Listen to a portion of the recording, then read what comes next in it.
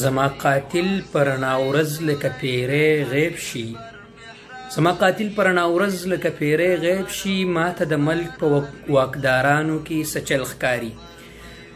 السلام علیکم ورحمت الله وبرکاتو. مرګرو زم ستاسو خادم عمر خان. دوستانو زما زړه انتهایی خفه دی د باجوړ د مفتی سلطان محمد سے په واقعه باندې. الله تعالی دې دغه جنت الفردوس نصیب کړي او واقعا دې الله تعالی صبر جمیل ورکړي. دوستانو دا په دې ملک کې د علماء کرامو څخه قدر نشته. د سلطان محمد مفتی صاحب ځواني هغه خپل ځواني وقف کړی و د الله تعالی د دین د سربلندۍ دپاره. دوستانو هغه د مفتی د افتا او د علم د کورس د دې دپاره کړی چې زه خپل قوم د تیارو نه راوباسم رڼا ته.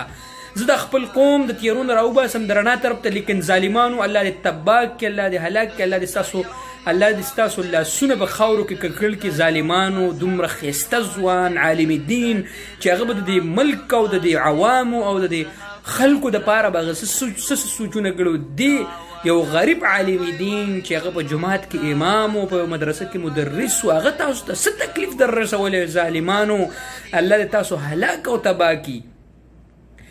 نو ملګرو مونږه د مفتی سلطان محمد صاحب د خاندان سره په دې موقع باندې مونږ د هغو سره یو.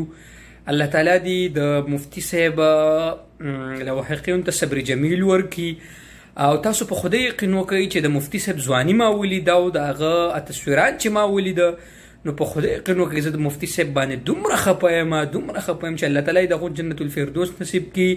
او ریاست ته خو مونږ څه نشو ویلی ځکه چې د اوسه پورې د شیخ سمیع الحق صاحب قاتلان، د مفتی نظام الدین شامزی قاتلان هغه گرفتار نشو، نو مفتی سلطان محمد صاحب دغه قاتلان به کله گرفتار شي. بس اخر که زمونږ بیا ارباب اقتدار ته خواست دی چې پلیز سوال درته کوو د علماء کرامو تحفظ ورکوئ.